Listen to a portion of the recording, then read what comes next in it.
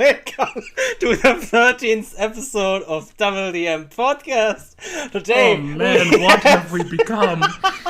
What is happening? Today we have an amazing guest with us to talk about the West Marches style of playing D&D and their amazing Discord server. But for now, you are stuck with Niels and anime degenerate me. Don't think I am not an anime degenerate, but not that level of degeneracy.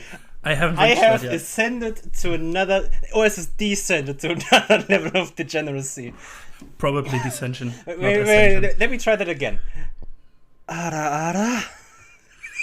Oh, shut up, man.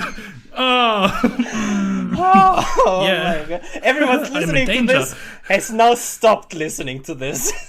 Yeah. And for those that are still here, please stay tuned. We have FG from D&D World with us in a few minutes, who is an amazing human being and has a lot of interesting things to talk. So please stick around.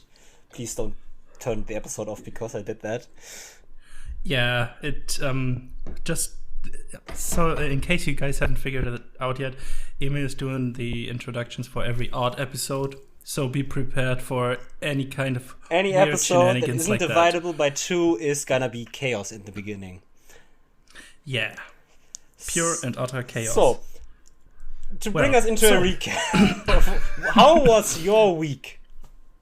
Yeah, actually, nothing really much happened. Has gotten worse over while you're talking to me now, right? Yeah, kind of.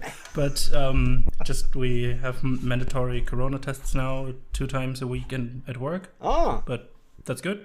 So I can go shopping every 2 times a week because I have an official document which says I am corona free. That's good. Until you're not. Until I'm not. And until up to this point, nobody had it in my workplace. Oh, that's good. All fine. And I played another session with the big group of 7 people. 7 people. Yeah. How was that? And interesting to say the least. Uh-huh. They are now banned from one of the cities. Obviously. Every group. Of the 10 towns. Like that's session 2, right? Yeah, it is session 2. Standard session 2 for every campaign, I imagine. Yeah, just imagine there is one city that has some sort of keep or a care. Like Kaer Morhen in the Witcher series, but it's called Kaer Dineval. They went there because the inn was full and they were looking for a place to stay and they were guided towards there. They came to a closed gate and asked, "Hey, we need a bed. Can we come in?" The guard said, "No. The speaker of the town is ill. No one is allowed in or out. In or out of this castle. Please leave." They tried persuading them. Persuasion is the right thing, yeah? Yeah. Mm-hmm. It didn't work because both guards rolled... No, they didn't try to persuade. They tried to deceive their way in.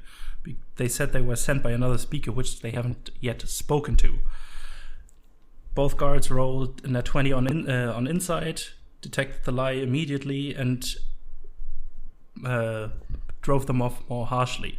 Then the Goliath Ranger came to a good idea, or at least for him, draw the longbow and aim it at the guards behind the closed shutter. And then they were surprised, like, "Oh, wow, the guards at the top of the wall are aiming at us, and now we are banned from the city. How could this happen?" Well, now they are not allowed to enter the city anymore. Surprise Pikachu face. So now the quest of this city is gone. Sucks to be them. Yeah. That's pretty much my week. Oh, what happened in yours? That's some lost experience right there. I wanna ask you something though. It's you're playing Icewind Dale, right? Correct.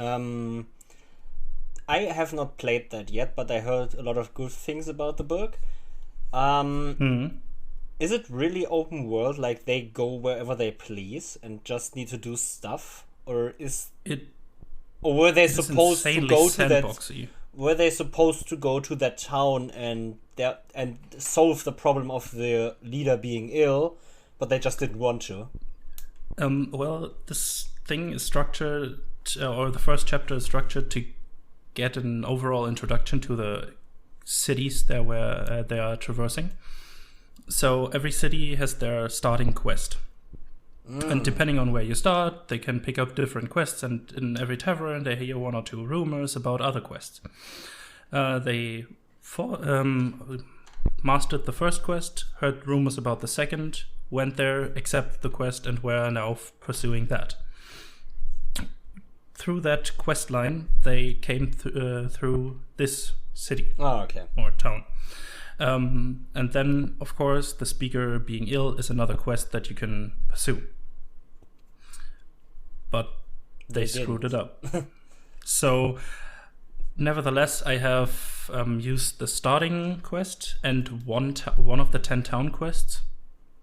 So I still have 8 different ones to go. Mm-hmm.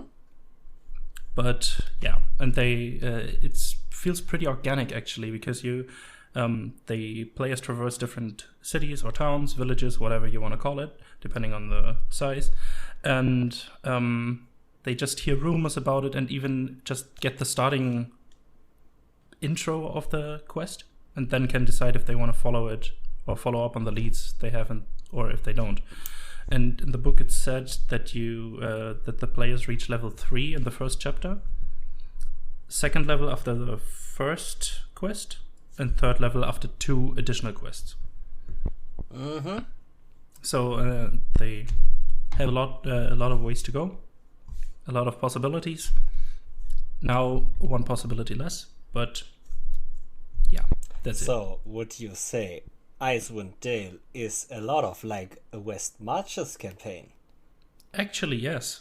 Or rather, not the whole campaign, but at least the first 2 chapters. The first 2 chapters are like accept quest X, then do that, then do quest number 3, do that stuff and all that stuff. Exactly. Basically, the first chapter is getting to know the 10 towns, mm-hmm. the villages themselves. And the second chapter is about getting to know the wildlife around it. Okay, so basically a little bit like a West Marches game, though that has a completely different feel to it, I think, still. Definitely. Yeah. Which you will hear about later. Yes, exactly. Perfect transition. No, we're not going to transition yet, because I have something to talk about. Yeah. For whomever who has missed it, on Saturday, the 17th of April, was the first Beige Gang one-shot. The debut of the Beige Gang. The super group, let's call it that, of the Hope for TTRPG Discord server. I would say it's the super group of that. Because it's a big it was a big crossover of DM Chronicles, Oathsworn RPG, the Role Players Guild, Maps and Quests. Check these out. Dragon's Duel, DoubleDM, and DoubleDM podcasts. Yeah. I don't know how I've stumbled my way into that.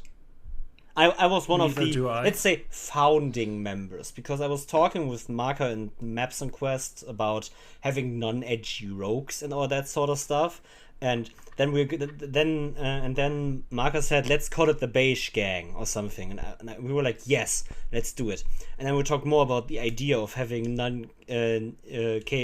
non-chaotic rogues, non-edgy rogues, and then Beluga from the Role Players Guild chimed in. I have a character for that. Can I join you guys? And then she started realizing, oh shit, what have I gotten myself into? Like, it started as a joke, but became a whole, let's say, universe of ideas and fun stuff and crossovers. And let me tell you, scheduling with 4 different time zones in CST, Central Standard Time, EST, Eastern Standard Time, GMT, Greenwich Mean Time, and CET, Central European Time, is quite a lot, because there is a fucking ocean between those time zones. Yeah, scheduling can be a bitch, especially then. Yes, we made it work on a Saturday at 9 p.m. for CET for us and 3 p.m. EST, which was amazing. I had very much fun with the people. It was... I watched it live, actually, or at most part of it, and I enjoyed it. It was a good one. Like, we have so many, like, anyone who hasn't watched it, you can watch the VOD on YouTube, on DM Chronicles channel, you can watch it on Twitch. Just go watch it, because I think it's the start of something brilliant in this TTRPG verse of the Hope for TTRPG verse we are in. Like, these are all people that are centered around that Discord server and the people in it, and from that Discord server, we are all 7 are people from that server, and basically have formed friendships and more or less found families in that server. And this just shows the bond. There is another group formed in that server, which is the I don't want to mispronounce it, so I'm just gonna say Eos Raconto. Twitch channel has a Quaskra Expedition Season campaign going on, which is also with a lot of people from the server, like also the role player skills, Hope herself, and a lot of other people. So it's not the first, you could say, but it's one of the big ones. Like, it's on that server and on that space, there are real connections, real friendships being forged, and these 2 campaigns just show that when we work together, we can actually do so much good stuff, so much fun stuff and all that, and it's amazing. And I can say that we are not necessarily working on a part 2, but we have all said that we want to do a part 2 at some point. This is not a regular campaign, so you won't see us like on a schedule of some sort, because, as I said, 4 time zone scheduling is hard. Not everyone has time at the time others actually are awake and not asleep. So we need to maneuver around that, and because we have such a big cast of 7 people that are the base gang, we don't have a fixed DM. Brevin was just the one to start it off as a DM. We will have times where only 3 members are present, where only 2 members are present, where all 6 members are present. Maybe all 7 of us playing at the same time for an 8th player as a DM. I don't know. But there's gonna be a lot of fun stuff. Which would actually be, again, somewhat similar to the topic we talk about today. Mm-hmm. Yes. I can see a lot of similarities. Amazing. I would say I am surrounded by a cast of highly talented people, and then there's me. But I know that they think differently and say I'm talented as well. I don't know how I fooled them into thinking that, but I will take that. No, just accept it. We like, in all seriousness, I still have huge anxieties over actually doing stuff on stream and playing with new people like them. I still enjoyed the fuck out of it. It was such a fun time planning that stuff, playing that stuff, and all. Like, people don't know how much shits and giggles we actually do in our private chat for that, because half of the chat is just us giggling about stuff that we want to do or have done, or like, we are not serious about, like, we have so much fun with it, and that's such an amazing thing. And but it showed in the stream. I'm surrounded by so many talented people, and I think it's such an amazing group to play with, and I can't wait for the second installment, which will come. I won't say necessarily what it is. I can just say that we probably plan to do it on the Check These Out stream at this time, with Marka probably DMing. All right. But I'm looking forward to it. That's not a given, at least. And I think we should get into the topic soon. But yes, one little thing we both have is we reached over 900 followers on Twitter. Woo! And yeah, that's amazing. And have over 150 listens on the podcast. Oh yes, that as well. Already. Oh, that's amazing. And we were thinking we should do a giveaway for you guys once we reach 1K followers on Twitter. Once we reach 1K followers on Twitter, we probably will do a dice giveaway or anything of the sorts. Yeah. Something to give away. We haven't decided yet what we want to give away, but we are doing it around the time we get 1K followers on Twitter. Thank you to everyone listening, to everyone following us on Twitter. Like, you've made this possible. You've made the Beige Gang possible. You've made a lot of things possible just by being there, being engaging on Twitter, being just following, talking to us, anything. It's because we have... It's amazing. Yeah. Because I don't want to say because we have a big following, we were part of the Beige Gang, because that is definitely not the case. The Beige Gang was a group that formed from friends that found themselves through Twitter, through Discord. And it's amazing to have such an engaging community around us. And thanks to those people, it's a big part of why we are here today. Because... And we just want to give something back. Yeah, exactly. We just want to give something back. A huge thank you to everyone. Again, it's overwhelming, to say the least. I can't really put it into words, but I just feel so happy right now.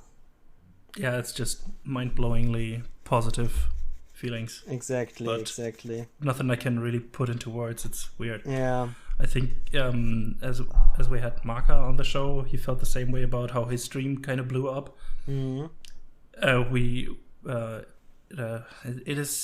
He exactly knew what we were talking about without us having to explain how we felt, because he felt the same way. It's just hard to describe. It's hard to describe the feeling of it's joy. I'm happy and all that, but I'm also so incredibly thankful to everyone. Yeah. So yeah, should we go on?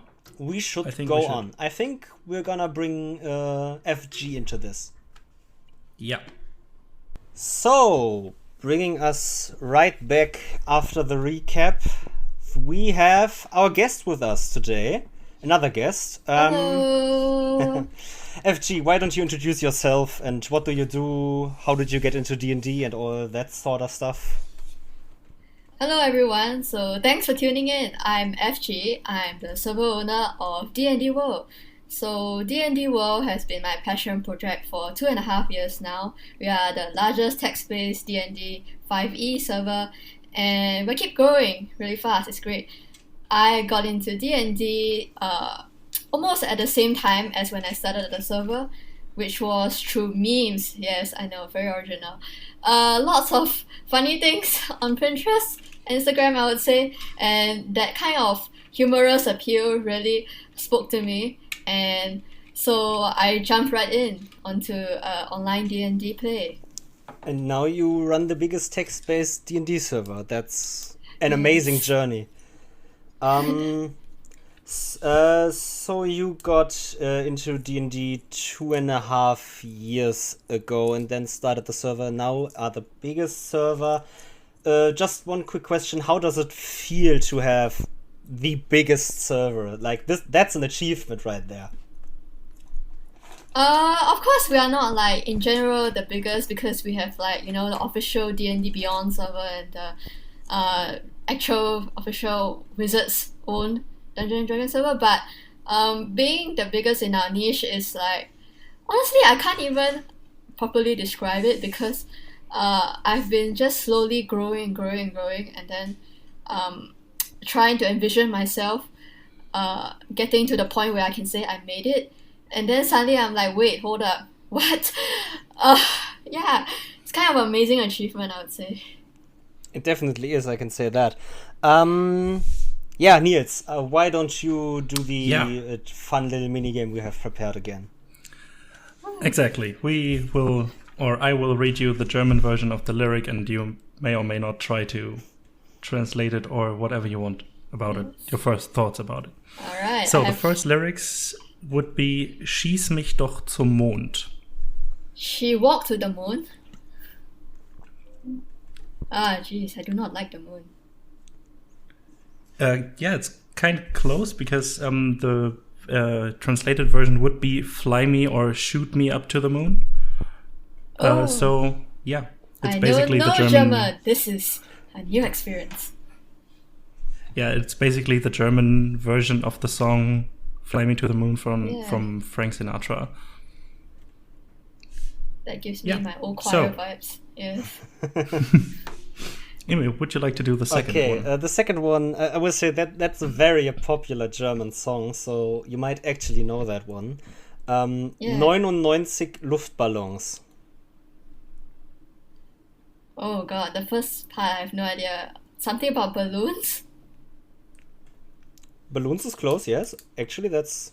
Balloons is actually spot on. The first one is just the number of balloons the song is talking about. It's from Nena, and it's called 99 Balloons, or 99 Red Balloons would be the proper English title. Wow. So I'm still getting the vowels. I mean no, I'm still getting the nouns. This is okay. I can be rest assured. And the last one would be "Muss nur noch kurz die Welt retten." Okay, tough one. That's a hard one, yeah. Oh, can you repeat that? I'm like... Muss nur noch kurz die Welt retten. The muss is coming? Yeah, it means I just gotta save the world real quick. Or I just have to quickly save the world. Okay, what? That has like no heroic vibes at all. Can you imagine if like a German superhero just be like, I have to go save the world, but then you have no idea what they're just saying. Yeah, it's from a German singer-songwriter, so it's a little melancholic kind of song. So the lyrics definitely seem that way. Like the lyric doesn't really fit the theme of the song, actually. Yeah. Yeah. So the vibe you got was totally right, but the lyrics didn't match the vibe that the song conveys. So sounds like we are weird like that. It sounds like a poignant, like wow, we are in a winter, the snow. This person is like with a low baritone is just belting these lyrics, and then wait, what? Saving the world. Okay, this is it now. There's no heroics in that in the voice in the lyric. There's no I'm the hero here. There's just we're gonna do that. Let's go. Yeah. Okay. Now we have that out of the way. So again, back to the D&D World Discord server. It's a 5k user server. Yeah. You just smashed that goal a few weeks back, if I remember correctly. Yeah. We had the goal.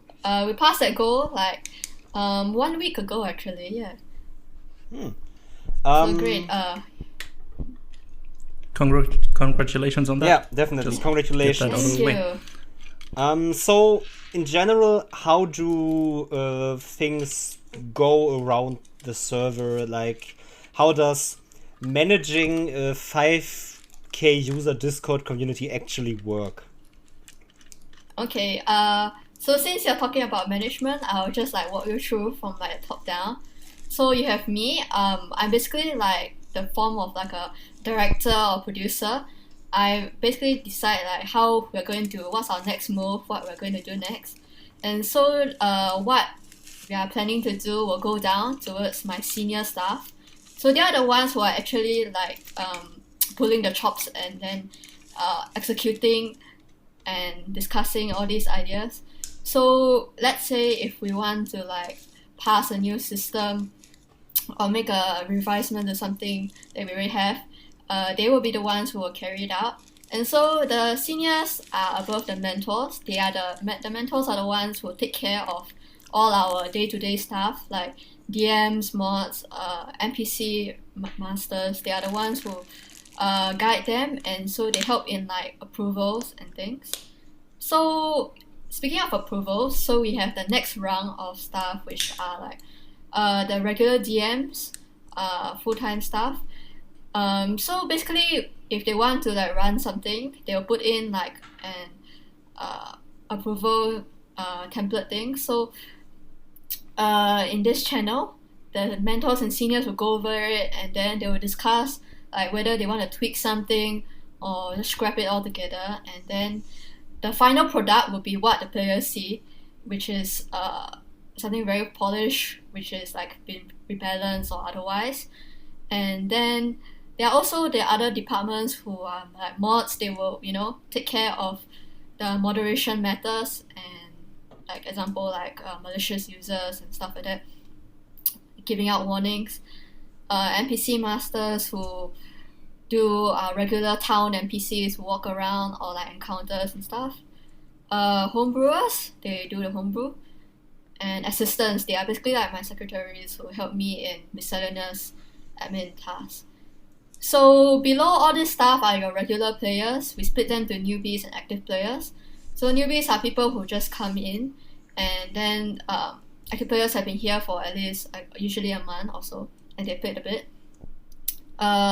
Most of the player base will either usually be role-playing in our role-playing channels, or they will be attending games which we have in bounties, and which are basically like one-shot quests, or we have arenas or pits, which are basically like, you know, gladiator battles, stuff like that.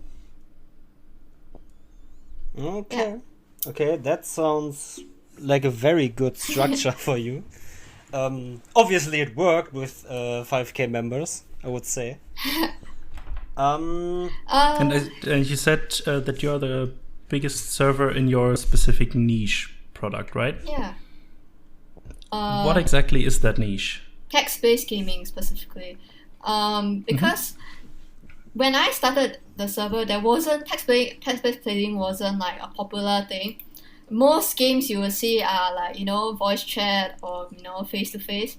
So I wanted to create something that I would want to use, because I live with family. I don't live in one of those predominant time zones, so most games are taking place at like 1 a.m. I don't want to disturb my family. So, and besides, I'm often on the go. I'm often like, you know, on transport or at some place that is not my house. So I felt that it was important to have a place where you can play those kind of games that are not restricting you to a specific schedule. Yeah.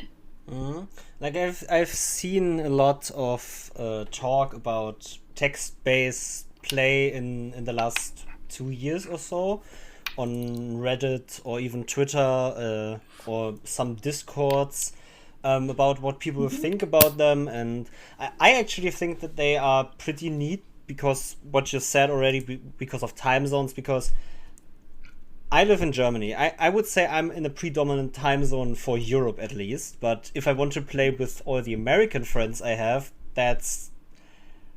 the times can not match up. Like, scheduling can be a very big nightmare for the people. So text-based is better in that regard. And then, like, I mean, not say that the time zone problem completely disappears, because we're not like our friends where like Tatango where it's like completely PvP. We are basically like live sessions as well, but it definitely helps negate some of the time zone matters, like I can't stay up because I have like, you know, roommates or family. And West matches definitely helps in this problem as well, because West matches you don't play with the same party every game, so you don't have to cancel a game if Bob decides to not show up, or like the DM is sick or something like that. Yeah, exactly. While you were mentioning West Marches, your server is also a West Marches server, right? Yeah. So please tell us what, or at least also all the listeners. My God, I'm swallowing some words. What is the West Marches style of playing? What exactly makes it different from, let's say, normal D&D, even though I would say there is no real normal way of playing D&D. Yeah, so as you said, like now the parameters of what normal D&D play is like slowly blurring, especially with like COVID times. I would say like I would call it more like a traditional face-to-face tabletop playing, in the sense that what we differ from that kind of norm is that since you don't have to you're not playing with like the same party, you don't have to worry about scheduling as mentioned earlier. That means that your party members are different, and then your DM is also going to be different, and you're not going to be following a central plot line. You'll probably have a more sandboxy way where you go and explore different missions that you take up, or different monsters to fight along the way. So some people might say that you don't have the same bonds as with like a regular party, but I would say you if you didn't like a specific player, oh, never mind, next time, better luck next time, and you get to meet a lot more great people. Yeah. Also, since we're on that topic, we also go by the label of Living World, because we also have roleplay channels. So that helps in like, you know, downtime when you have like no games to play. You can meet people and like talk to them and spar and shop. Yes, a lot of different things you can do, rather than have D&D confined to just that time when you're playing. Okay. You already answered my question on my next question would have been if the West Marches style is more sandboxy, which obviously, like you said, is true. Actually, since you pitched the question, maybe I'll just like elaborate on among the scene, I guess. Yeah, do that. Because obviously, you know, D&D World is not the only West Marches server out there. I'll say the original West Marches label, we've kind of a bit like, you know, pushed the boundaries of it, because originally West Marches should be like played on a hex map, and then you're going to go from hex to hex, but we don't really do that. But I do see other servers who do have like those kind of, you know, maps which are incomplete and the players are just unlocking areas, or they follow like a sigil, you know, a different planar region method where each DM has their own universe and the players hop around. That's like even more degree of sandbox, and there's pros and cons to that method as well, of course. Okay. Yeah, so because I've never played a West Marches style game in my life before, I would be very interested in how does, let's say, a single session of West Marches normally work? Like, where does it start? How does it start? And where does it end? And how does it end at that point again? Alright, so the how of it starts is when a DM posts a bounty on the bounty board or on the arena board, whichever is equivalent. So when the players are alerted to this new mission, they will basically fill in an application form, and then the DM will select the players based on that pool, and then when the time comes from this mission, they will get together at the channel, and then they will play through like a regular session. So there will be a quest giver usually, and then they'll go through like the motions of what they're doing, and then the party will get to like get to choose like how they're going to do this like a regular D&D game. Maybe they'll fight something, usually that happens, and then the end comes when they've achieved usually the goal of the game, which is usually completing whatever objective the quest giver gave them, or subverting the objective. Okay, also there comes the German again. No, so you would say it's like every session is more or less self-contained. Is that's single perfectly thing. how I would say. Yeah, it's self-contained. Is there some sort of session length, like the normal 4 or 3 hours normal D&D sessions take place? because obviously if people also have other plans, they don't have time for all that for like an 8-hour session or something. So what happens if a session goes overtime? Then they just schedule a new one, or is there some sort of process for that? Yeah, if usually this does happen, especially when you go higher level and like things are like more complicated. So if you can't finish it in one session, then you'll have to just schedule another one, which is usually a bit complicated because people have different schedules, but it's quite possible and it's done. Yeah. Side note, like because we are a text-based server, so obviously things are taken longer than a regular session. I'll say about 2 to 3 times longer. So 8-hour sessions are kind of the norm. Yeah. But because of that, you can like sit down, you achieve a lot, get a D&D fix, and then you go off. Yeah. A lot of D&D fix. I always need more D&D in my life. Yeah. Yeah, Niels, you should ask the next. One thing about the planning, actually, again, it is some sort of kind of like an adventurer's guild, so to speak. The DM posts the quests like an adventurer's guild would.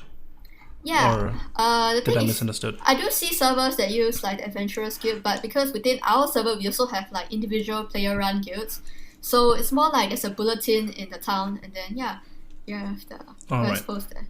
I see. And regarding that, again, what can you tell us about your West Marches world and or campaign?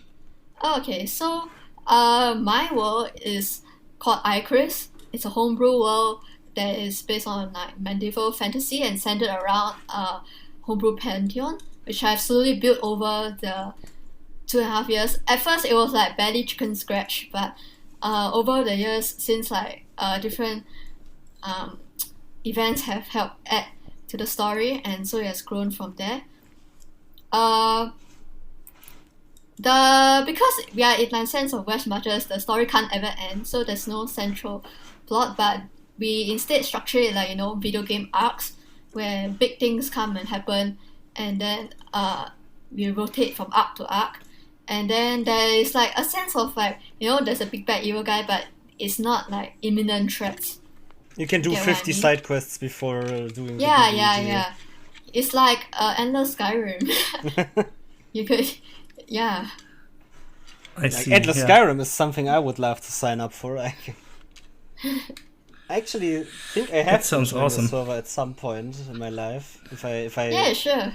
If I ever have free time again, because of university. It's okay, even like especially like anyone who's listening out there, if you don't say you think maybe I don't have like 8 hours, but you can still come in like role play. That one is like no commitment level needed. Just roll up character and you can like even if you might not be able to sit down for a session, you can still get a sense of wow, wonder, and meet other fellow D&D enthusiasts. It's great. You mentioned that there are player-driven guilds in the town.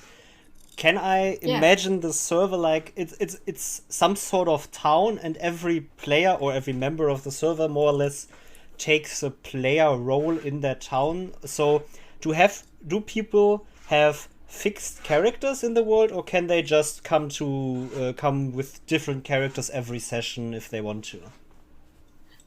Okay, that one is a big topic. So we have a limit on how many characters you can bring, so that we are encouraging people to like flesh out more, and also to not clog up our level 1 base. If not, we'll just forever have like too many level 1s. So we have the base limit is usually 2 characters. Basically, essentially you can have like 1 in case 1 is like quest log in the game because it hasn't finished yet. You can also roleplay with the second one. But if you are a patron, you can get more, donating different amounts.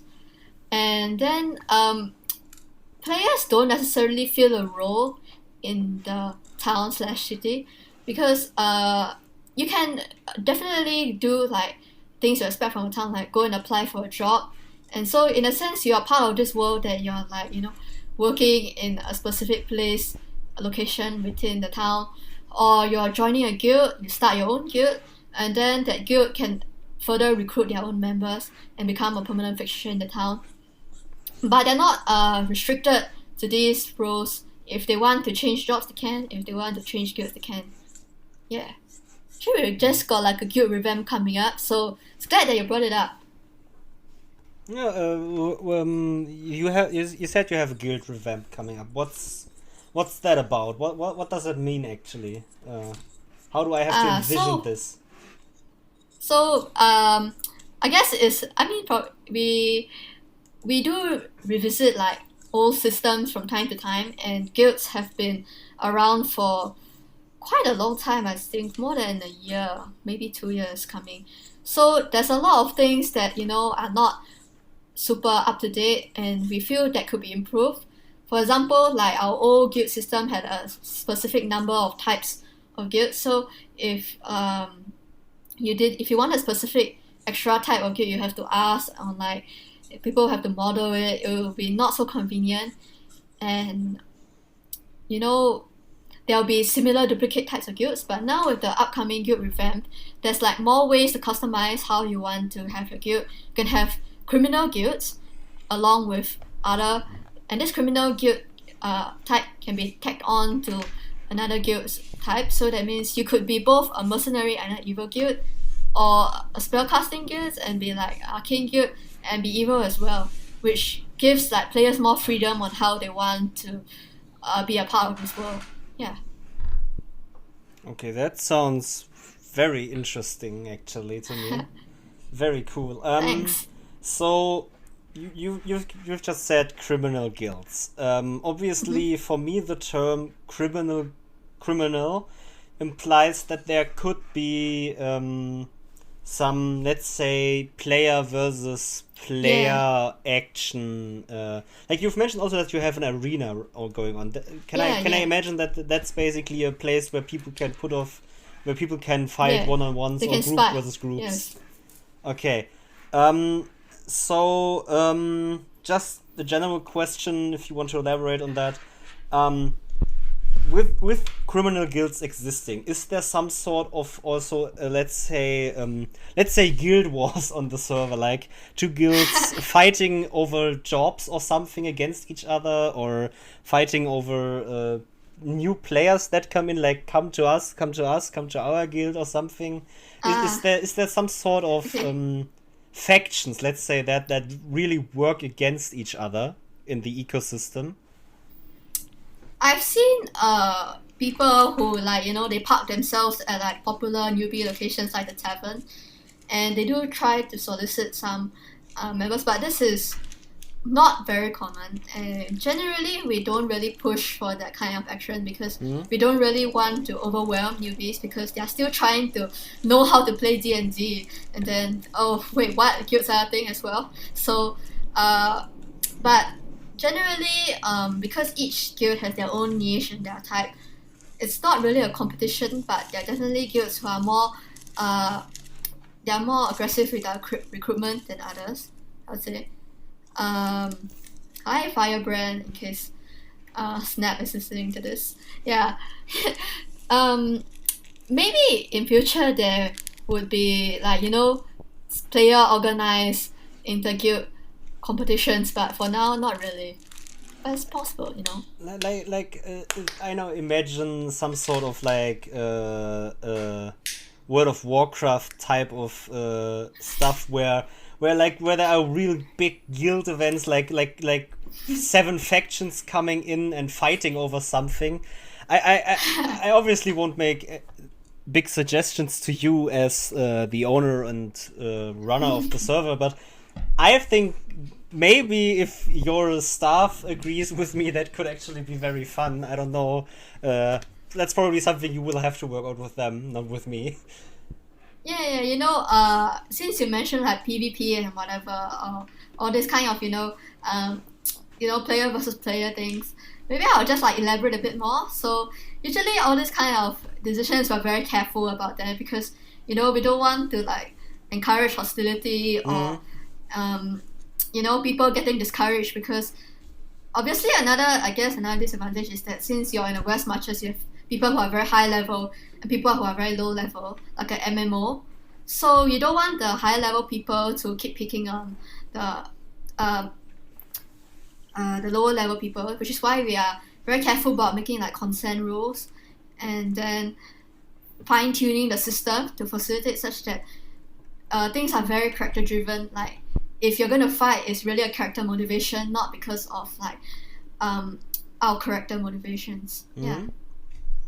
Yeah, okay. I was just curious about all that stuff because it sounded in my head sounded like really like a cool idea, but obviously you don't want players fighting each other just because fighting each other.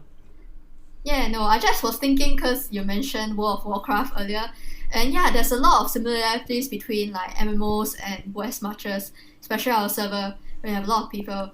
It's definitely a very cool idea. Think about it. Mm-hmm. Yeah, Niels. And this seems like a lot of planning for the DM to do. So what does a DM need to look out for when wanting to run a West Marches campaign because it's so sandboxy? So, because of the heavy lifting that goes on in the behind the scenes, this is usually taken on by the senior DMs and the mentor DMs, which is why there's a behind the scenes jokes that when you become a senior, you're basically relinquishing your DM role. So, they do a lot of hard work, and I really admire and I really support them. There's a lot of long hour meetings that go on, usually like weekly or bi-weekly, where we are trying to process suggestions and what DMs want to do. Usually if it's something that's self-contained, there will be some working through with the mentors and then like how they want to do the idea. And then we have like, channels like, we call this fan mail after me, Fangirl Crazily, where you can send a mail and then for something perhaps that's law related, and then I'll get to it and then basically help fill in the gaps where it's needed. Okay. All right. And vice versa, what does a player need to look out for when wanting to play in a West Marches campaign? So, perhaps this mostly goes for more veteran players who are more versed in like D&D.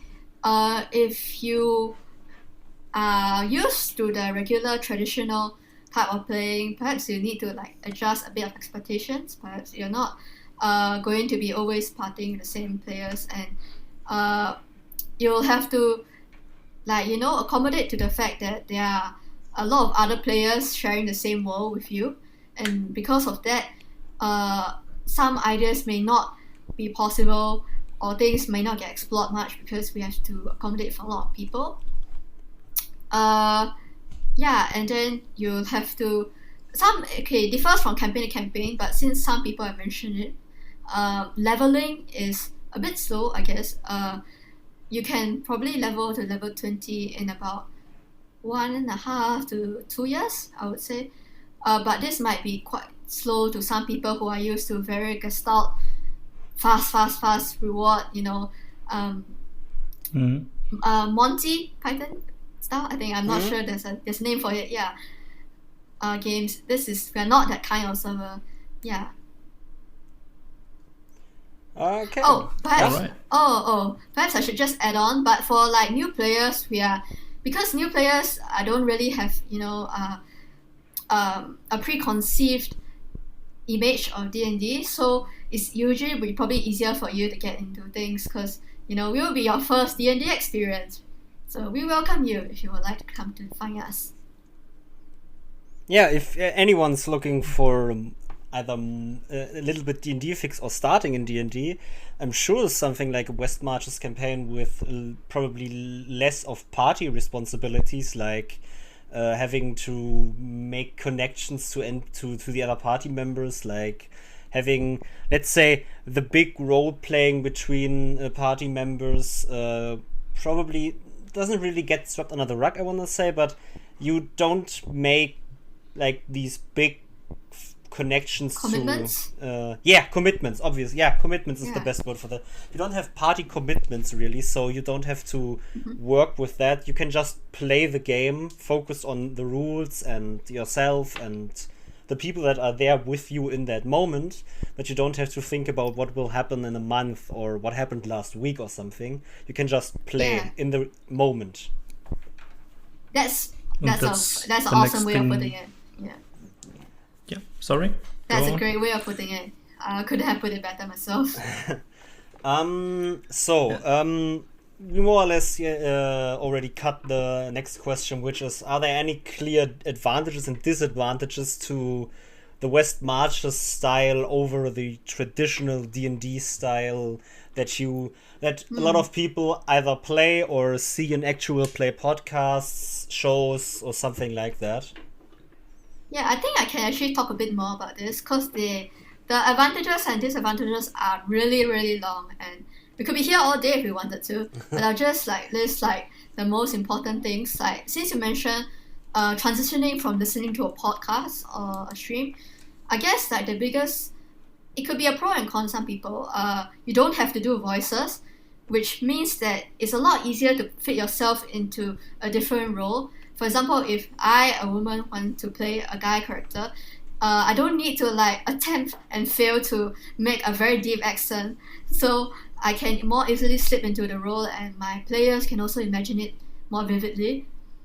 And some people think that it's not as immersive because you're not sitting at a table. But for me, I think because I get restless after sitting for a long period of time, so I can just type my response and then get up and stretch and then do a handstand while checking what the players are responding with, which is could be pro and con for you. Perhaps disadvantages I would say is we get a lot of people who are trying to play certain character ideas, let's say you want to play The Witcher, but you freaking ripped the entire Witcher character from The Witcher first, and you name him Geralt and carry double swords. Now perhaps in a private campaign, your DM might be more willing to enlighten your fantasy, but when you're in a West Marches, we try to regulate the immersion of the players and the characters around. So we generally have some more stringent rules on what you can and cannot play. Yeah, I've seen people who have tried to bring in Star Wars and guns and Harry Potter. Players just being players. It's a very wow. I have war flashbacks going through me right now. Yeah. Yeah, players will be players. Yeah, we all had crazy. Players will always bring some weird ideas to the table. At least some. We all had that. Yeah, I have a friend who loves to do film or TV characters in D&D, which for my home campaigns is fine, but I can see how some people don't really see why you would want to do it. Like one of his characters was, I don't actually know, what was it again? It was it was Legolas from Lord of the Rings, basically. And we were like, yeah, fine, let's do that. There's no big problem in that when we are at our home table. But I can see at conventions or on a big server where you don't really know the people you're playing with, that kind of feels a little bit weird. Yeah, it feels off-putting. Seeing okay, you're Legolas, you hit every shot, yay! Where's the fun in that? I think expanding on that a bit, I think this actually originally I was quite laid back in this rule because funny thing is that I didn't set out to be big. I didn't set out to be this kind of pillar in the Discord D&D world. So when I started out, I was quite accepting of ideas. I'll just basically like yes, yes, yes, and of course a lot of DMs will say yes, this is a great tactic. But this means that I let a lot of players feel the brunt of my lack of approval skills, because you will have people who like claim like multiverse planar walking things where I isekai from Warhammer, where there was so much war, and you plebeians, you have never experienced like the trials and tribulations of high school war machines, and then people just look at them like, oh my god, what is going on? Yeah, okay, yeah, I can, yeah, yep, okay, yeah. Yeah, that's tough. That's tough. That's Yeah. nice. So, another question. What was, in your opinion, the most fun you ever had playing in a West Marches session? Either DMing or playing as a player? Like the story. What happened? Why was it so funny? Was it players you played with? Was it the story you played? Ooh. Okay, this one is a difficult question, and to any listeners there who have played under me, don't worry, I treasure all of your game equally, but there are some that like strike a memory in me more, and so I will tell you the story of Bread Boy. So the funny thing about West Marches is, since you are not the DM for them always, there will be stories that happen whether in like downtime role playing or under a different DM.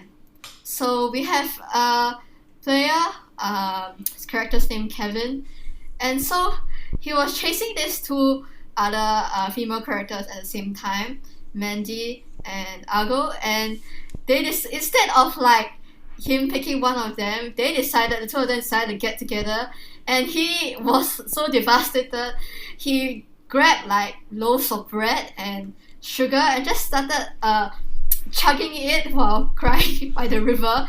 And to me that was such a stark impression that so many months later, when I had Argo, which was one of the girls we were chasing in a game, they went to the Outer Lands where Saigo, where it's like a junction. In case you're not familiar with D&D lore, it's basically a junction between many different worlds and like planes.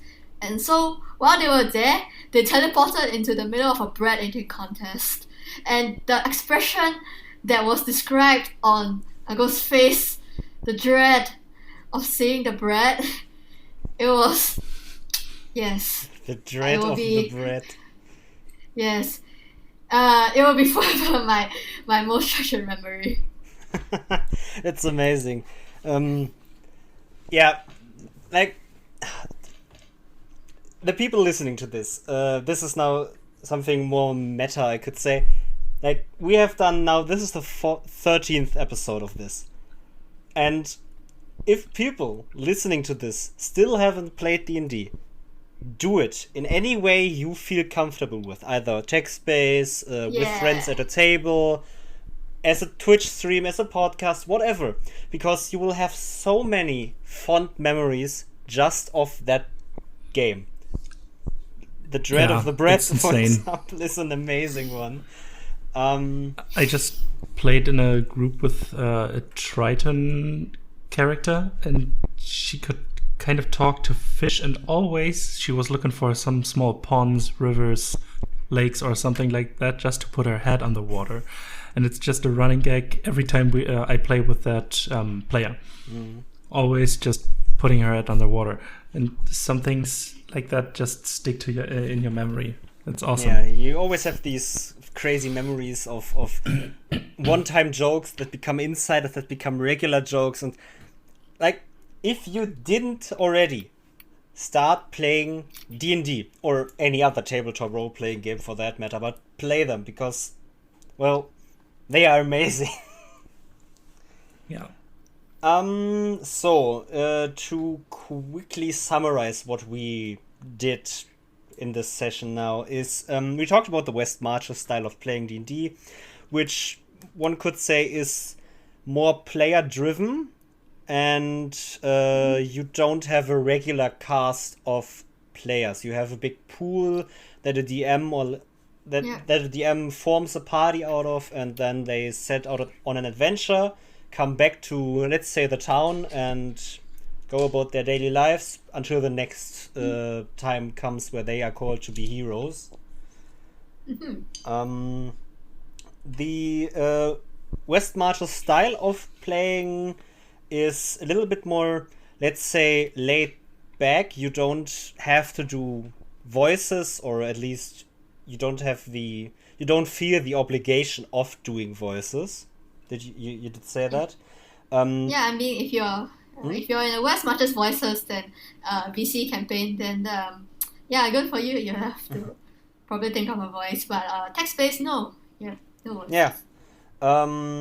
It's maybe not as immersive as sitting at a table with friends, but that isn't a defect in any way. It's just a side effect, or at least an effect of West Marches, and maybe that's actually exactly your style. Like, maybe you want to play in a less immersive campaign because you don't really feel like you don't really feel the immersiveness that other people feel at the table, so you Yeah, I'd say you can measure immersiveness differently. So obviously, if you're the kind who gets really immersed from character roleplay, and text-based helps you like roleplay for more shy people, then this could be something that helps you get hooked into the game. But if you're the kind who really needs the voices and the virtual tabletops, or like the actual tabletop, then perhaps you might have a bit of a discounted experience. But it's part and parcel of West Marches. Yeah. Mm-hmm. And when you think about the West Marches style of playing, you can compare it, or you can compare it to playstyle of MMOs for video games, or big MMORPGs with big player bases that and then you set out on quests or raids together, but not always the same people, but you yourself still have this character you're fond of and play with. And yeah, or like some people might compare it to Adventurers League, that organized play by wizards. Yeah. Okay. That definitely was very informative for me and very cool to talk to you. So we are more or less at the end of the episode for today. So very important, because we talked about your server a lot. You can now shout out your social medias, your server again. Anything you want to shout out, now is your time. Yeah, I mean, wow, okay, great, thanks for having me here, DoubleDM. I loved it, and let me just like add on a couple of stuff before I get on to like get onto my social. So since a lot of people who are probably coming from like Twitter, or perhaps have never been to Discord before, I think perhaps there's a bit of stigma. Like I've seen Twitter threads going around like for organized play, because you don't really people might feel that it's controlling, but I assure you that come to D&D World, we make sure that your experience is very nicely curated and it's been quality controlled.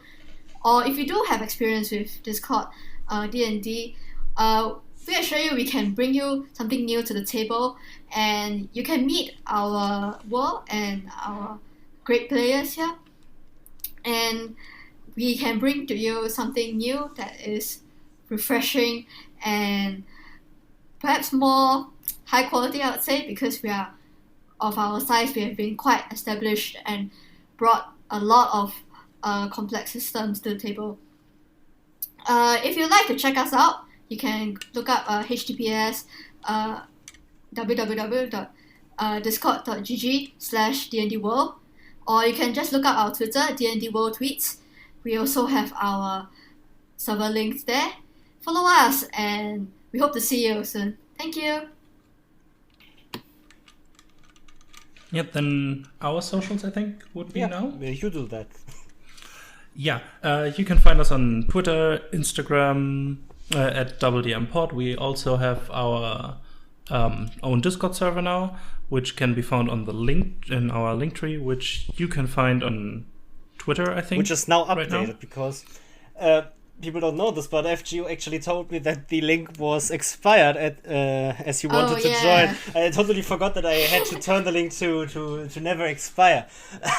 Yeah. That's on me. Well, now you can join again. Now you can join again. Now it works. Classic. Yeah, you can find our podcast wherever you find podcasts, except for Deezer Podcast and Google Podcasts. Still working on that. And yeah. Thank you so much for having me here today. It's been great. Thanks for being here. Thank you for being here. Yeah. So, wish you luck and tune in to the next episode, guys. Thank you. Then, see you on the next one. Bye-bye. Bye-bye. Bye-bye.